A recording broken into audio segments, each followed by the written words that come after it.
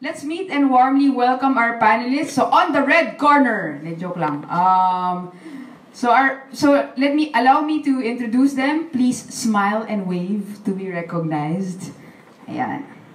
Sige. So first and foremost, you have most likely heard, sang, and cried to his grace-filled songs during recollections, retreats, mass, or maybe even during funerals. No? So first up, we have Father Manoling Francisco of the Society of Jesus. Ayan. No, Father Manoling also graduated here from the Ateneo with a BA or AB in Philo Pre-Divinity, Master of Arts in Theology, LST, Loyola School of Theology, and he finished both his licentiate and doctorate in systematic theology at Weston Jesuit School of Theology in Massachusetts. Currently, he teaches systematic theology in LST. So, teacher ko rin si Father. And is chair of Tanging Yaman Foundation and co-founder of Bukas Palad Music Ministry. So, we're glad to have Father Manoling with us this morning. Thank you, Father. So, next up, now we have one of the most beloved theology professors also here, the Ateneo, Mr. Raoul Roncal. So, we welcome him. He is a lay brother and part of a group called Servants of the Word. He made his final commitment to this community in 1994. He finished Electronics and Communication Engineering in Don Bosco Mandaluyong College. So ECE majors, behold your future. He finished his Master's in Theological Studies in LST, also in 2001. And he began teaching at Ateneo 2007. He is currently the president of Christ's Youth in Action Foundation. So we welcome Sir Raoul, Brother Raoul. Thank you, sir. And last but definitely not least, the only thorn among the roses. No, I'm kidding. No, let's welcome another theologian and musician. So we welcome Miss Tinnah Dela Rosa. Miss Tinnah is passionate about leading people to pray and sing through liturgies and music that aid in the full, conscious, and active participation of the worshiping community. Important yun, no? Are we conscious, no, in Mass? Or parang we just go and then we memorize stuff. She has been an educator since 1994 and has been involved in high school, tertiary, and graduate education in the Philippines and in high school education in the island of Guam, a U.S. territory. No? So, all around si ma'am. No? Lahat ata ng basic ed. Nandun na rin, no? Nandun na rin. She worked for the Christian Life Community of the Philippines as National Youth Coordinator and later on as its Formation Institute Director. She taught creative liturgy, liturgical music composition, and other theological musicianship subjects as a faculty member of the Asian Institute for Liturgy and Music from 2010 to 2017. Currently, she teaches religious education as a member of Ateneo de Manila University's Formation Institute for Religious Educators, or the FIRE program. So we're grateful to have Ma'am Tinnah Dela Rosa this morning. So yan. So obviously, kilala natin kung sino yung youth dito. Sama sila, syempre. Ayan. Sige. So as I mentioned, no, part of the description of this event is that question. So just to begin our conversation, so let's open the floor to our panelists so that they may give their initial thoughts and reflections on our theme with our hearts and minds open. So, sige po, si Sir Raoul muna. Okay, good morning to everybody. I see a few of my students here. Please, next time. Anyway, maybe I'll just begin by telling you two conversations I've had with young people in my work that has made a mark in my heart.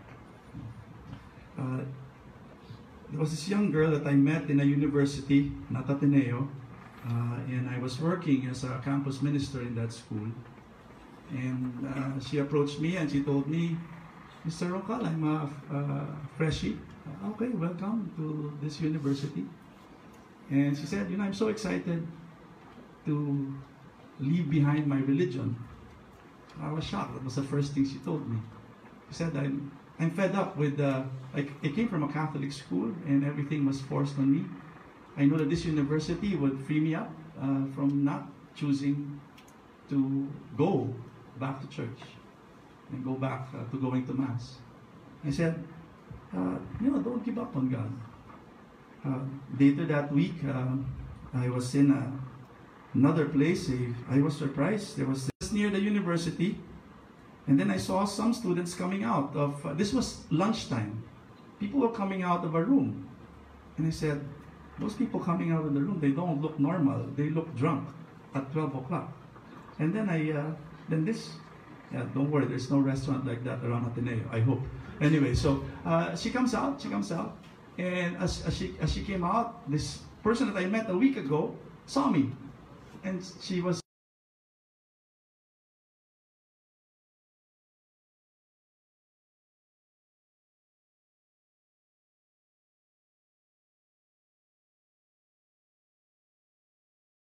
in religious education retreat ministry, as Nikki said, both here and in Guam.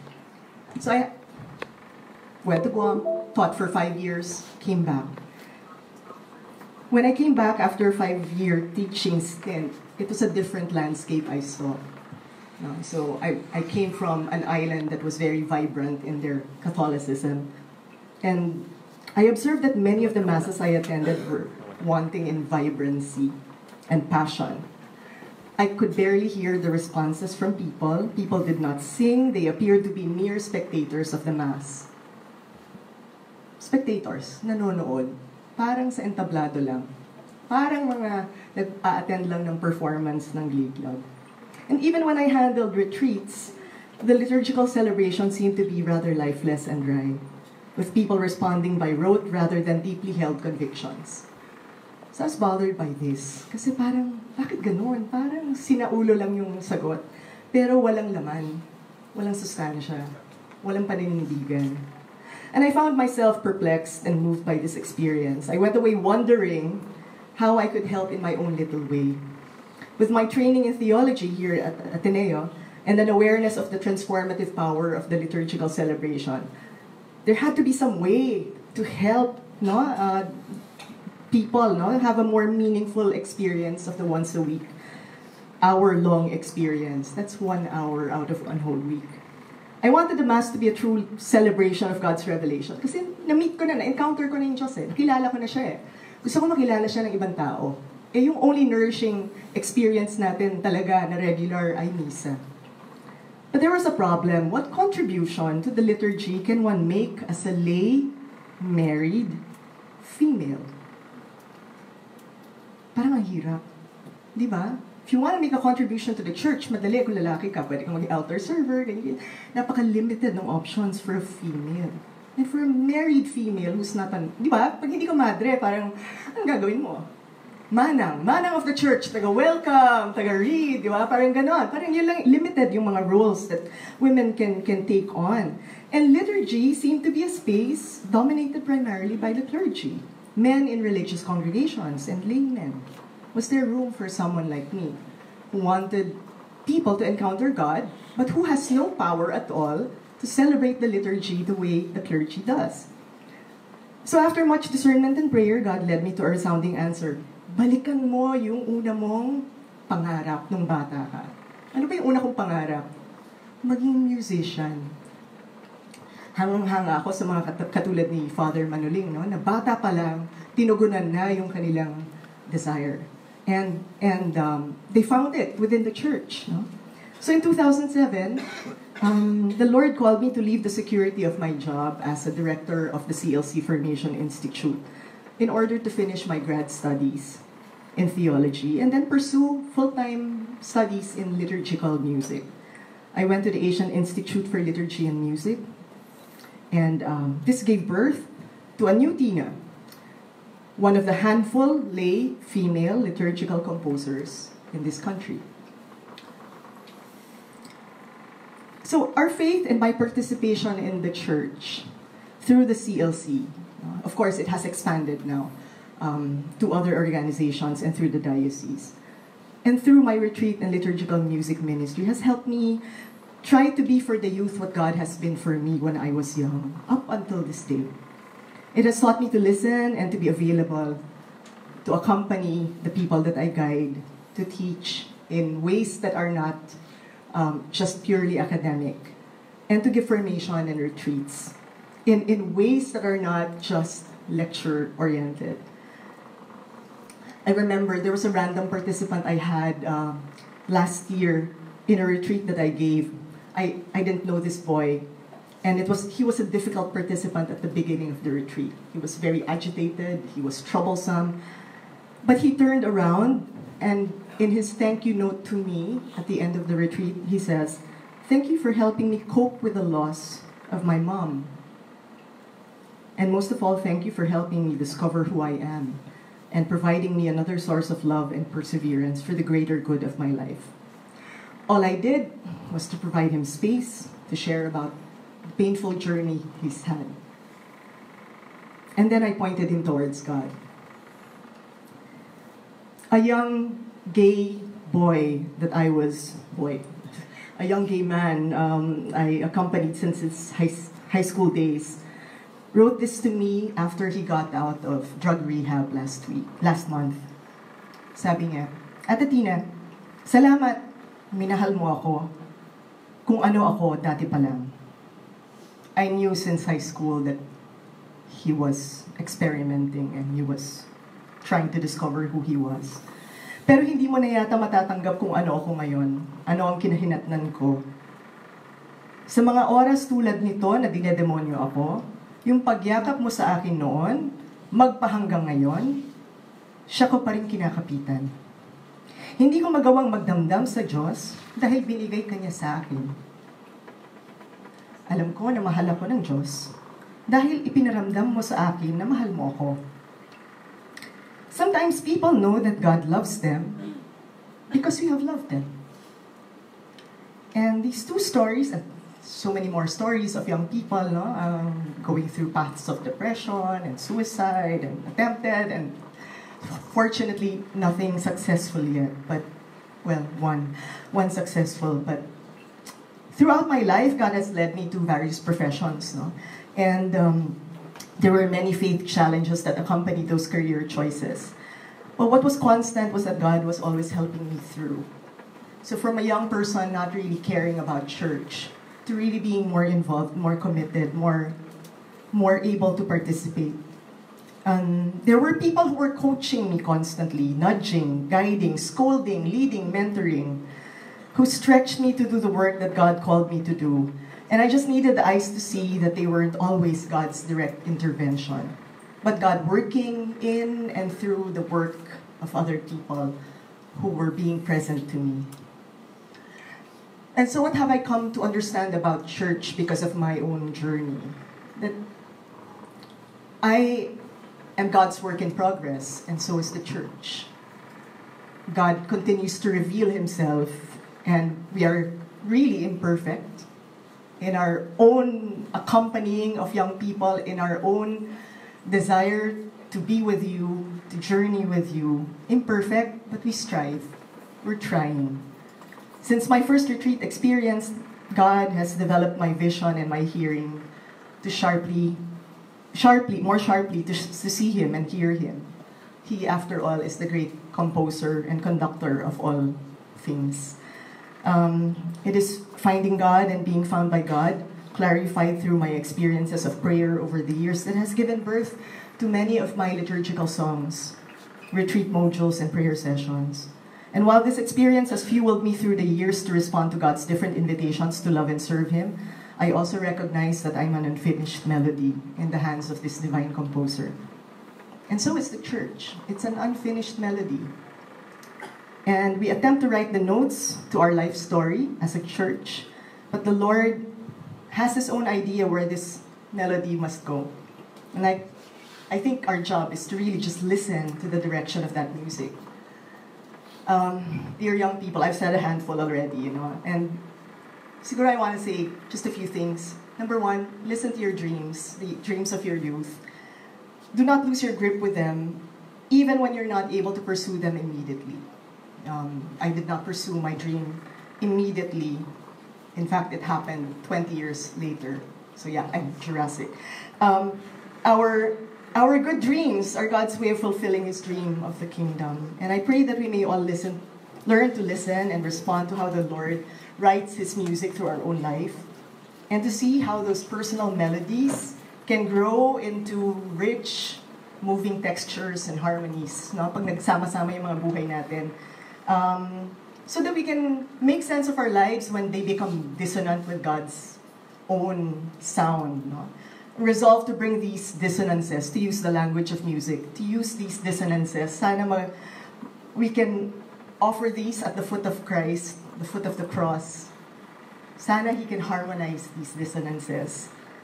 And I hope that we can also help others, direct them to God, point to God, even with our own limited lives, imperfect lives. Because there is a song that has been planted in all of our hearts, and we just need to learn to find that song and to sing it. Thank you.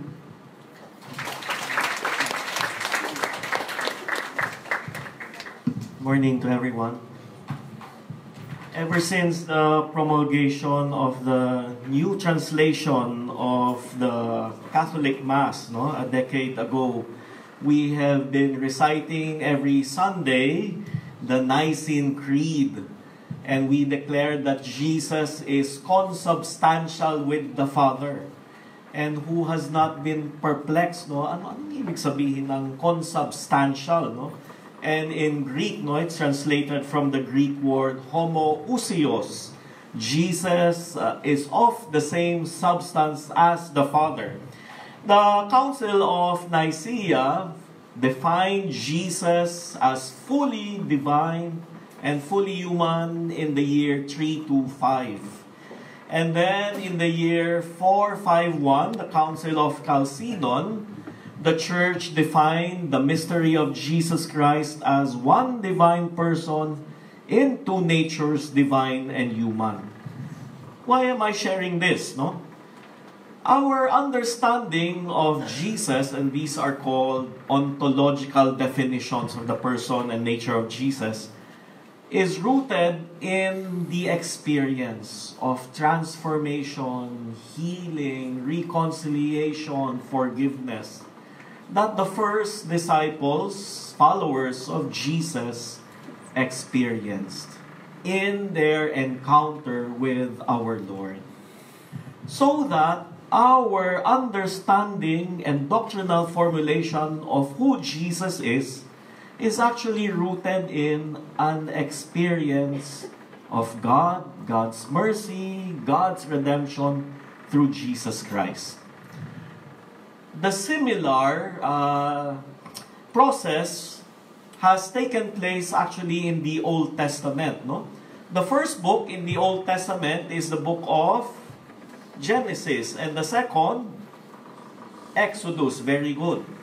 But actually, before Genesis, the creation accounts were written, the Israelites first experienced liberation from Egyptian slavery. They were a motley crowd of Hebrew tribes that experienced being galvanized and then being liberated by God. The experience of liberation led them to reflect, who is this God who has redeemed us? Who is this God who has set us free? Who is this God for whom we are so special? Thus came about the creation narratives. So before the understanding and doctrinal formulation of who God is, may karanasan muna ng Diyos, ng kanyang pagmamahal, ng kanyang pagkalinga, ng kanyang kaligtasan. And thus, in the Old Testament and in the New Testament, what came first was the experience of God. The experience of God's mercy and redemption.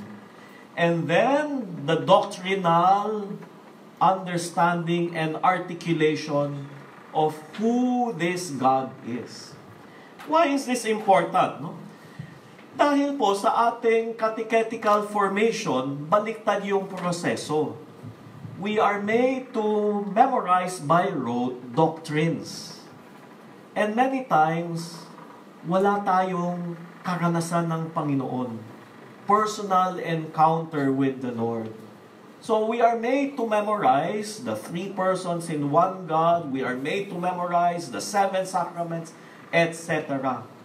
Pero kung walang karanasan, walang personal encounter with the Lord, then by the time we reach high school, our faith will become irrelevant. And then we will become nominal Christians. Dahil hindi nakaugat yung ating pag-uunawa sa Diyos sa personal encounter with the Lord until we join a Christ Youth in Action weekend, until we join the CLC, until we join the Days with the Lord, and then only then, nagkakaroon ng personal relationship, and all that I learned about God suddenly makes sense. Because now all these doctrinal understandings are grounded in a personal experience of God. Second point, no? Karl Rahner, the foremost Catholic theologian of the 20th century, explains that the Christian faith is totally incarnational, wholly incarnational. What he means by this is that we do not encounter God face to face because we are time-bound. We are material, and so we do not see God face to face. We need mediations for us to encounter God. And Jesus is the supreme mediation of God. He makes the invisible visible through His person, through His words, through His actions. But similarly, we also do not encounter the risen Lord, the mystical Lord, Jesus Christ, apart from mediations. We need to encounter God through people, through institutions, through communities. Otherwise, God will remain out there, inaccessible, distant, and seemingly indifferent to my own struggles. And I have encountered God. God has become so real to me because of the people I have met along my journey. And it doesn't mean just because I am a priest or we are theology teachers, we have not struggled with our faith. Like you, we have struggled with our faith in the face of atrocities, cruelty, corruption, suffering. We have struggled with our faith, but God has become so real to me because of the people I have encountered, witnessing to their faith all throughout my journey. Just one story, no? In 1997, I was ordained a priest, and my first assignment was to serve as parish priest in Kiangan, Ifugao. So I lived with our indigenous brothers and sisters for 2 years. 1998, we celebrated our centennial since our independence from Spain. And Women's Commission came up with a list of the 100 foremost Filipino women. So, syempre, nandun sila Gabriela Silang, sila Cory Aquino, sila Heidi Yorak, sila Cecil Licad, etc. Kasama doon sa 100 ay si Catalina Gayum Akatan, parishioner ko sa Kiangan, Ifugao. Konsehala, a senior citizen whom most Filipinos never heard of. And yet, I fondly recall my 2 years with our Ifugao brothers and sisters because of people like Gayum Akatan whom I met and became good friends with. Si Gayum ay senior citizen, walang asawa, walang pamilya. And yet, ang dami niyang inaalagaan. Kasi tuwing may unwanted na bata na naisilang, iniiwan sa kanyang doorsteps. Kapag may anak na thalidomide, napanganak, walang braso, walang paa, iniiwan sa kanyang doorsteps. At silang lahat, kinupupkup ni Gayum. Naging orphanage, kumbaga, yung bahay niya of those unwanted by the community. And my parishioners shared with me that before my time, our furthest barangay was overcome by the NPAs. Kung kaya't nag-exodus yung mga tao, lumikas sila. And yung pinakamalayo naming barangay, would take a 10 to 12 hour hike through the mountains. And so all the people from that barangay set up tents in our poblasyon. And so Gayum Akatan challenge naman, who will accompany me to our furthest barangay and challenge the NPA and demand that they return our land to us. And all the men just cowered and bowed down in fear and anxiety. And so she marched by herself all the way to Kamandag, 12 hours away, through ravines and hanging bridges. And upon reaching Kamandag, like an elderly lola, she scolded the NPAs as though they were her grandchildren or students. We are a people of peace. Why are you disturbing us? We mean you no harm. Take our chicken, take our pigs, and leave us. And they all obeyed her. And so she came marching back to Poblacion. Barrio Kamandag is now free of the NPAs. We encounter God through His mediations. The invisible God becomes visible because of witnesses to God's mercy, God's compassion. And the faith will remain irrelevant. God will remain abstract unless we encounter God through communities like CYA. Unless we encounter God, like adults, teachers, mentors who care for us, who are there for us during our lowest moments. We encounter God through the church, which is made up of all of us. And so, lastly, the phenomenon of depression among the youth, mahirap ang kalagayan ninyo ngayon, Mas mahirap yata maging kabataan ngayon kesa nung panahon namin. Nung panahon namin, we were also bullied, but then our bullies had names and faces.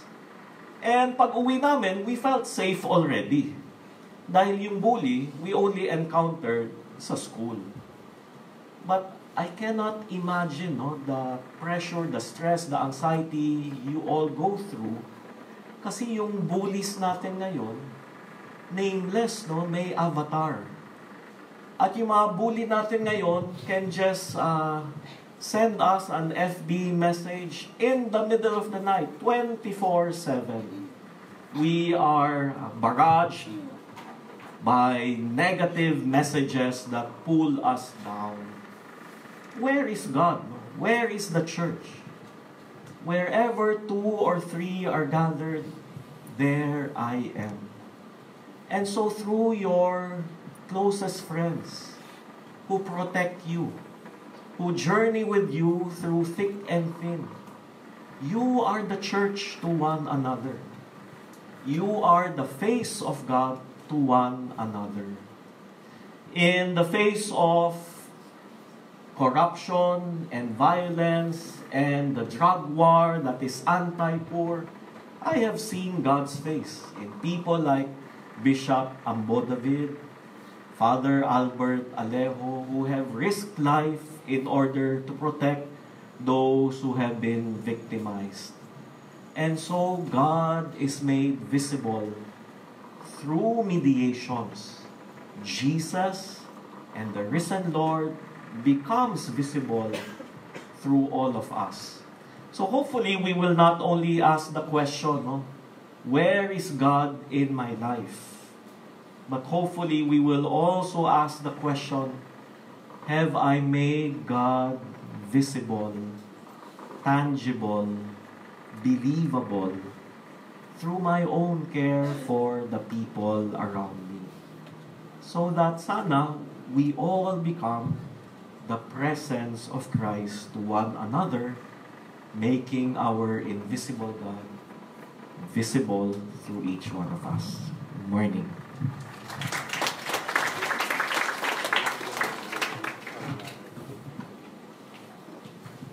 Ayan, no? So we're grateful for the sharing of our panelists, and I think the very main point is an experience of God is essentially an incarnated one. No? Sa mundo lang ito, no, yung mga karanasan nila, no, kung paano nila nakilala ang Diyos, hindi naman siya katulad, no, like in the Old Testament, no, like a booming voice, no, who would force you to believe, but it's actually through the people we experience, no, our day-to-day life. So without acknowledging them, no, we may never know God.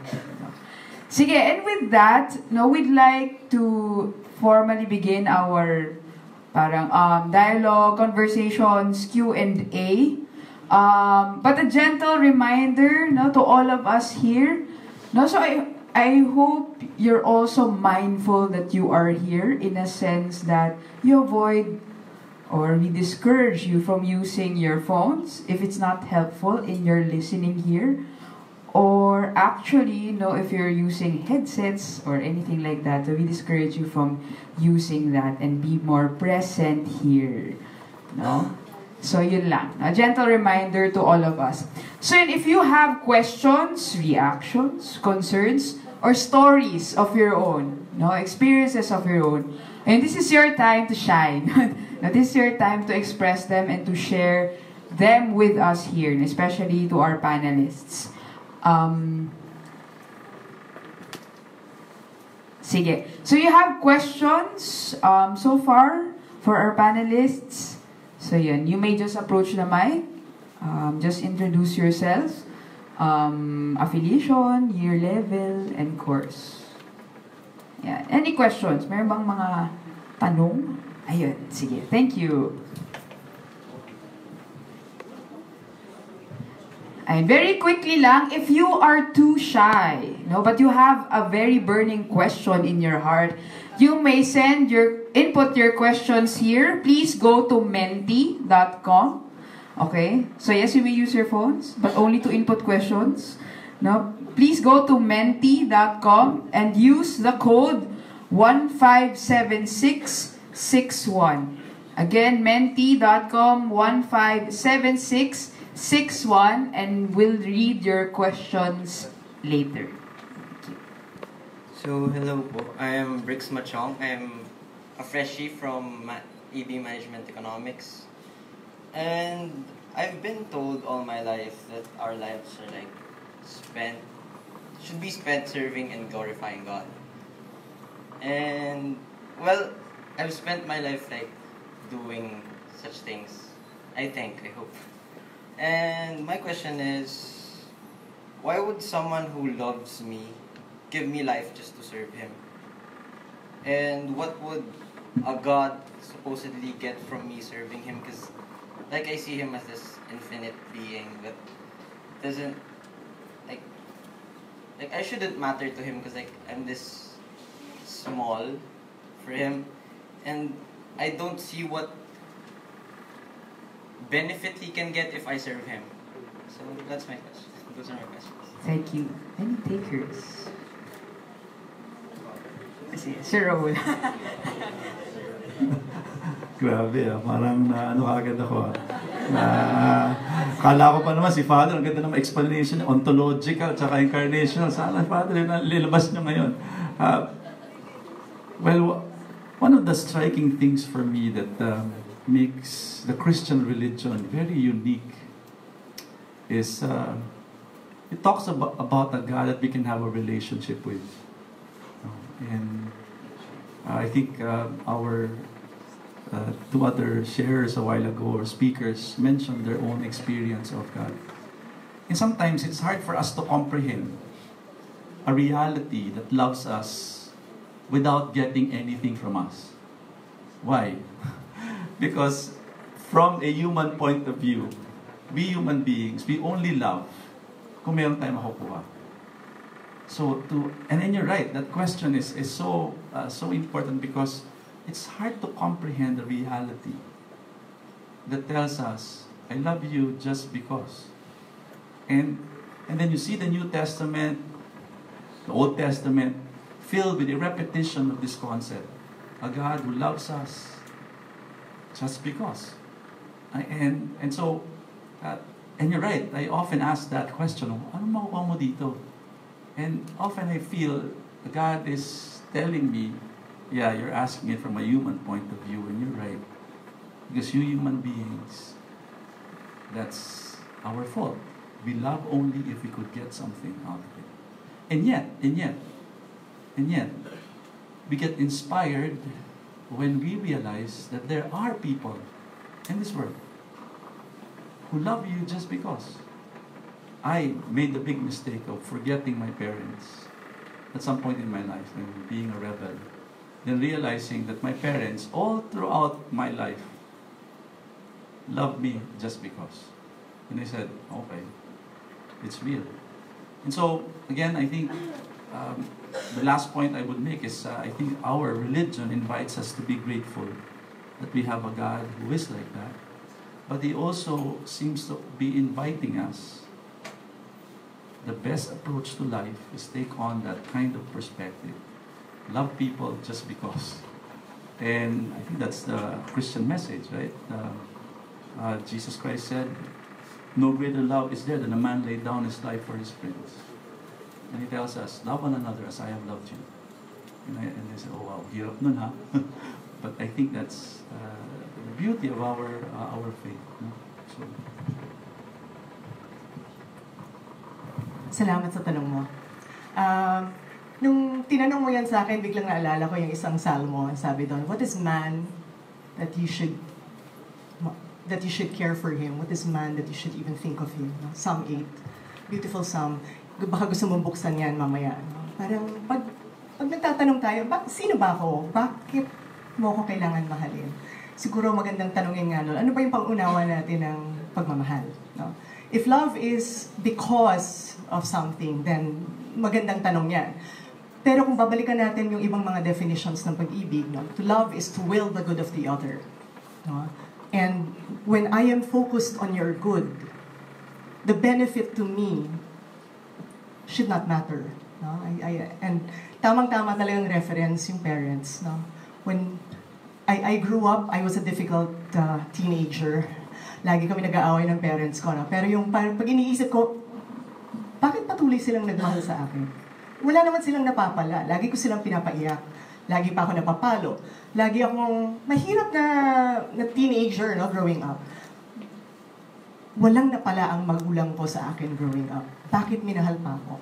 No? And I think it was because they were looking out for my good. And that was their way of loving. And if I were to allude how God loves, siguro meron tayo makikita doon na paraan niya ng pagmamahal na parang in a very simplistic way, parang katulad ng mga magulang na nagmamahal, looking out for our good.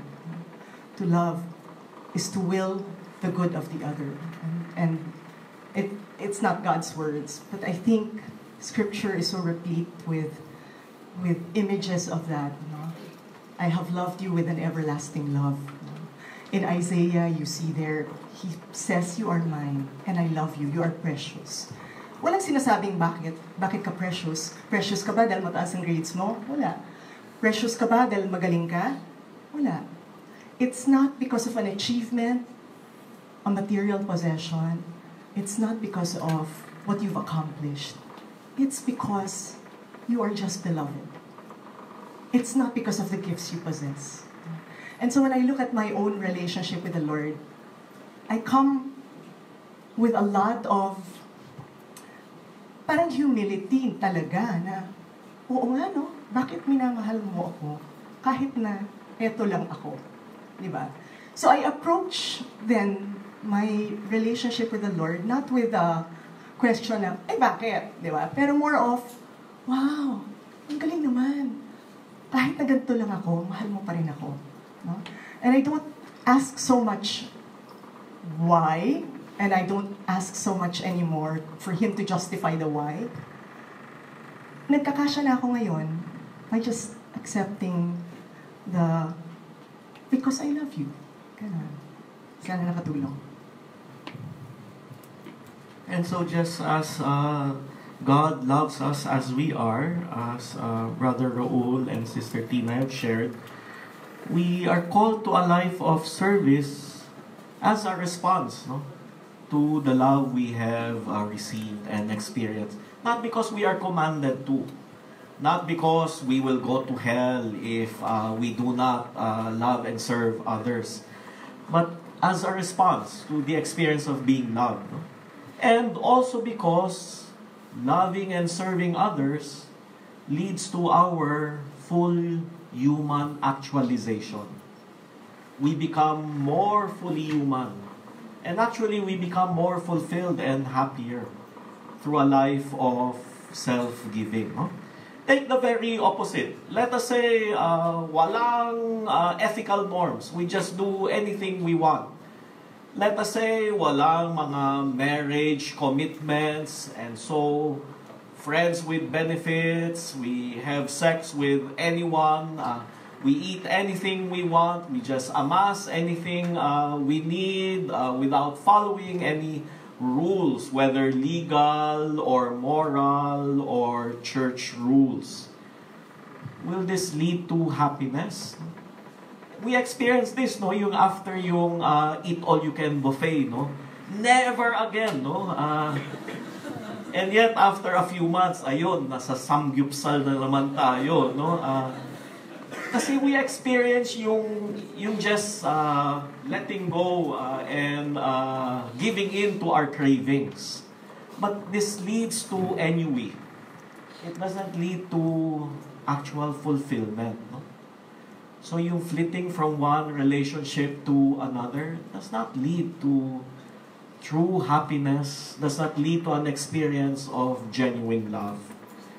The very opposite, a life of service, kahit mahirap, kahit ang dami naman bawal, ang daming rules, actually leads to a more fulfilled existence. No? The happiest and most attractive people I met are not the selfish people, but the most selfless people are also the most beautiful people I have met. Like Mr. Pagsi, Mr. Pagsangha, Tita Cory, so many people who have lived lives of service are actually the most beautiful, the freest, and the most human and humane people I've encountered. Thank you po.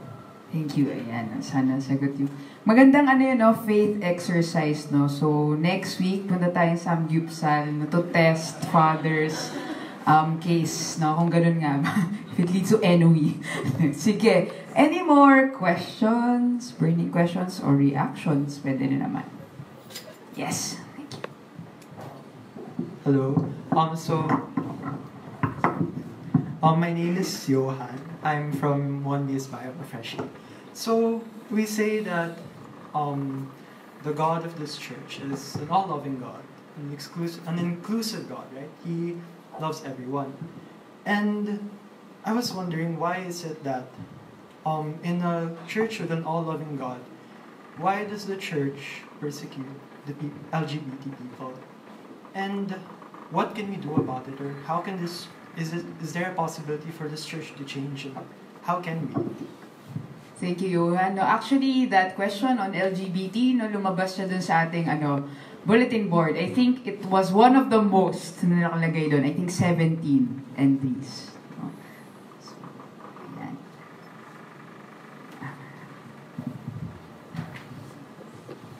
The church is made up of sinful human beings, no? And the church has been complicit in persecuting those the church has perceived as other.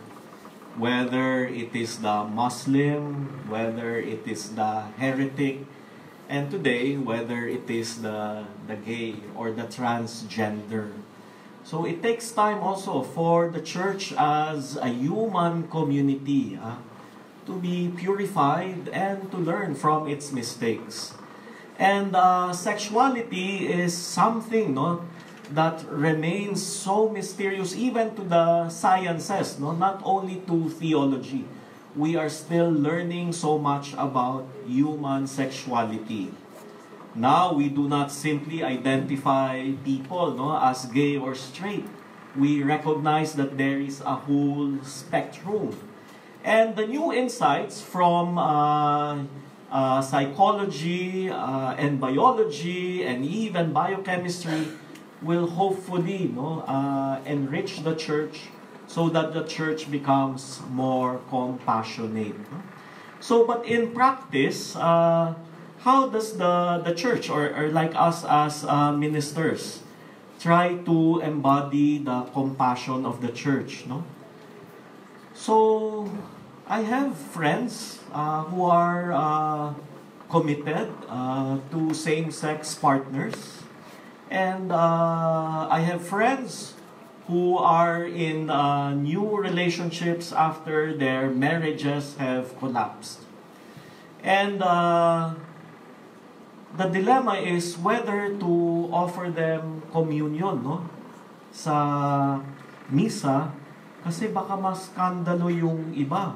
Why is Father condoning these two people living in an adulterous relationship? Kilala ko yung dating asawa nila, But if it is a stable, committed relationship, where love is, there God is. And so in this committed relationship of two separated or divorced people, we invite them, come to the sacristy. I will give you communion there. Gayon din sa same-sex unions, where love is, there God is. Pwede ngang binasbasan ng simbahan pero abusive naman yung spouse. Pwede ngang may marriage contract, sacramental wedding, pero unfaithful naman sa isa't isa. But this union, this love between two men or two women, if it is committed, stable, mutually nourishing, then we believe God is present in that love. And so kahit hindi matanggap ng community, then we will invite them, come to the sacristy. I will give you communion. And many times I have blessed people in such relationships. I cannot officiate a wedding, but I can bless your union. And I can bless and thank God for His presence in your committed love for each other. So it is a complex world, but we try to find ways to witness to God's mercy in relationships that fall between the cracks of our institutional and human church. Thank you.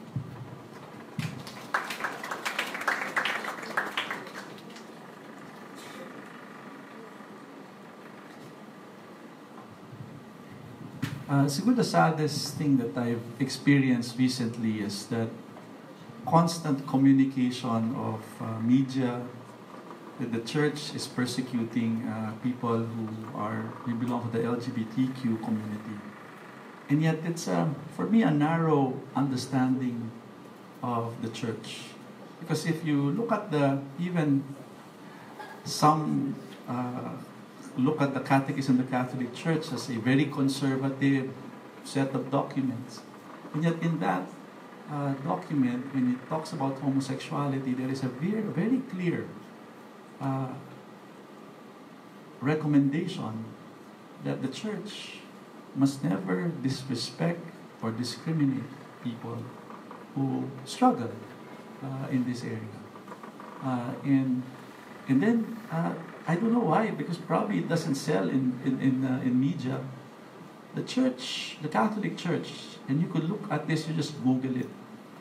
was one of the first institutions to create ways of helping people who acquired AIDS. You know, and you look at that when it first hit the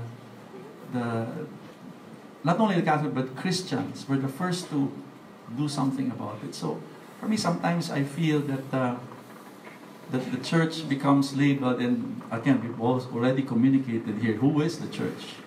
So I wonder why media does not also say, hey, let's thank the people who are part of the church, who are doing something to help. And so, but I do hear you. You know, people have this image of the church that's always condemning. Because it's nice to actually quote a bishop or a priest that condemns. It sells. But then a bishop or a priest who organizes an outreach to helping people who belong to this community, they never hit the news. You know? They never hit the news. A story like Tinnah's story of somebody helping someone who is asking the question of how to live in this experience, that never comes out in the news kasi it won't sell. But somebody who condemns, benta yan. Especially I think in our world today, it seems that bad news sells better than good news. So I'm saddened by that. And I think Bishop Barron is right when he was asked this question. He said this, if there's a problem, if all you hear is a Catholic church that condemns, because that is not who we are. That's not who we are. Yes, we are struggling with the question of how to help people live a meaningful life who belong to this community. And many of them are also part of the church and asking the same question. And so, I'd like to just say that as sort of a perspective that I've always wondered. Ba't kaya ganun ang image natin?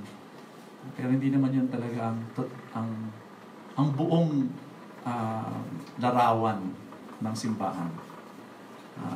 Pero yun yung nakikita at yun yung bumibenta.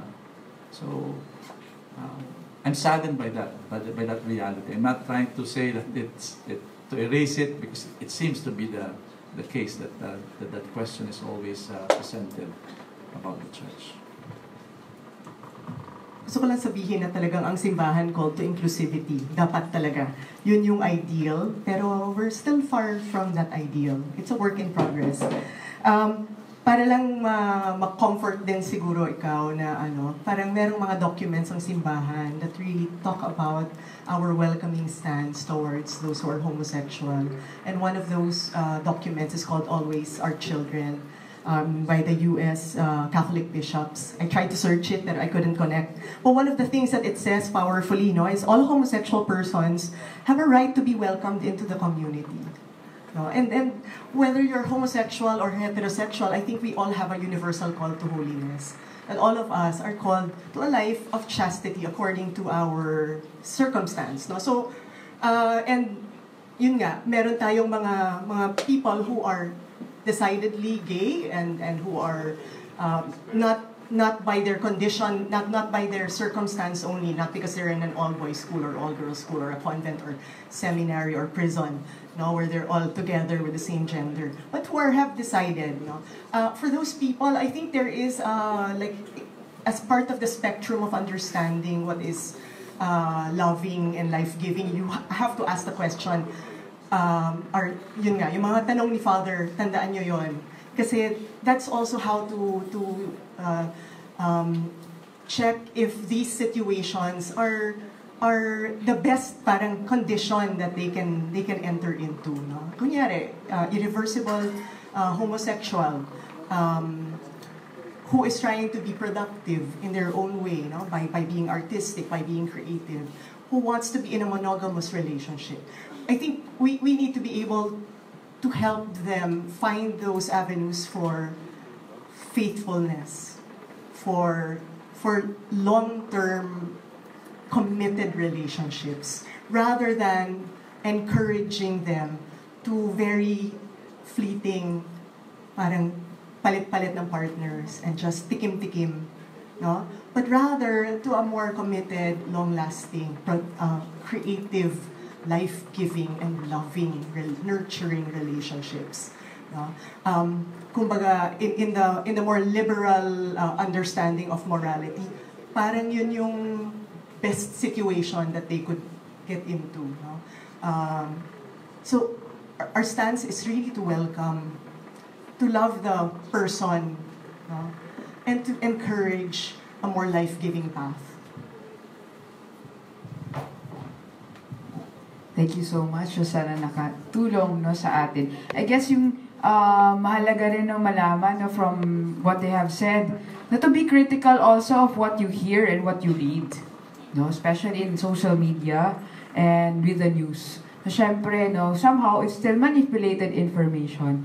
No? And it's very important also to listen and to see how the church first and foremost cares for the person. No, and I think yun yung invitation to all of us. No, sadly, no, hindi yun yung lumalabas lagi, no, na kwento. But then again, there's a recognition that even church teaching develops, no. So, yun, no, abangan din natin iyon. Sige. So, we also have questions posted by you via Menti. Siguro pili na lang po ang ating panelists which one you'd like to answer. So, you first, how do you forgive and continue?